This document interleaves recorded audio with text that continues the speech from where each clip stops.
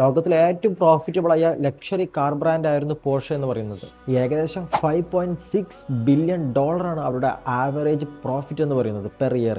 എന്തിനേറെ പറയുന്നു, ഫെറാറി പോലും പോർഷെന്റെ അടുത്ത് നിന്ന് ബിസിനസ് പഠിക്കാൻ ശ്രമിച്ചിട്ടുണ്ട്. ബട്ട് ലാസ്റ്റ് ഇയർ അവർക്ക് ലോസ് ആയത് 92% പ്രോഫിറ്റ് ആണ്.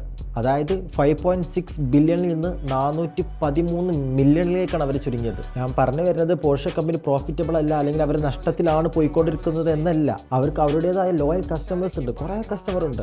ലാസ്റ്റ് ഇയർ അവർ 911 ഡെലിവറി ചെയ്യുന്നതിൽ റെക്കോർഡ് വരെ ഇട്ടിട്ടുണ്ട്. പക്ഷേ ഞാൻ പറഞ്ഞ പ്രോഫിറ്റ് നഷ്ടപ്പെടാനുള്ള കാരണം എന്ന് പറയുന്നത് അവർക്ക് ചൈന മാർക്കറ്റ് നഷ്ടപ്പെട്ടു എന്നുള്ളതാണ്. China is one of the biggest market four Porsche. പക്ഷേ ചൈനയിൽ എന്താ സംഭവിക്കുന്നത് വെച്ചാൽ അവിടെ ലക്ഷറി കാറുകൾക്കുള്ള ഡിമാൻഡ് ഷാർപ്പായിട്ട് താന്നുന്നുള്ളതാണ്. പിന്നെ അതുപോലെ തന്നെ അവിടുത്തെ ലോക്കൽ ബ്രാൻഡ്സ് ആയ BYDയും ഷവോമിയൊക്കെ കുറഞ്ഞ പ്രൈസിന് കൂടുതൽ ഫീച്ചേഴ്സ് ഉള്ള കാറുകൾ ഇപ്പോൾ ഡെവലപ്പ് ചെയ്യാൻ തുടങ്ങി. സോ പോർഷെ നല്ല പാടുപെടുന്നുണ്ട് അവരുമായിട്ട് ചൈനയിൽ മുട്ടി നിൽക്കാൻ. അതുപോലെ തന്നെ പോർഷെ ബില്യൺസ് ഓഫ് ഡോളേഴ്സ് ആണ് ഇലക്ട്രിക് സെഗ്മെന്റിന് വേണ്ടി ചെലവഴിച്ചത്. ഒരു ടൈക്കാൻ എന്ന് പറഞ്ഞ ഇലക്ട്രിക് കാർ ഇറക്കുകയും ചെയ്തു. പക്ഷെ അവർ പ്രതീക്ഷിച്ചത്ര ഡിമാൻഡ് അവർക്ക് അവിടെ കിട്ടിയില്ല എന്നുള്ളതാണ് സത്യം. ഇതും പോർഷെക്ക് അവരുടെ പ്രോഫിറ്റ് നഷ്ടപ്പെടാൻ വലിയൊരു തിരിച്ചടിയായി മാറിയിട്ടുണ്ട്. അതുപോലെ തന്നെ മറ്റൊരു വലിയ റീസൺ എന്ന് പറയുന്നത് പോർഷെ അവരുടെ ട്രാൻസിഷൻ പീരീഡിലാണ്. അവരുടെ കസ്റ്റമേഴ്സിന്റെ ലോയാലിറ്റി നഷ്ടപ്പെടാതെ അവർ ഇലക്ട്രിക്കിലേക്ക് മാറുകയാണ്. Almost every company faced the same situation. അടുത്തൊരു 3 to 4 ഇയർ കൊണ്ട് നമുക്ക് മനസ്സിലാക്കാം പോർഷെയുടെ ഭാവി എന്താണെന്നുള്ളത്.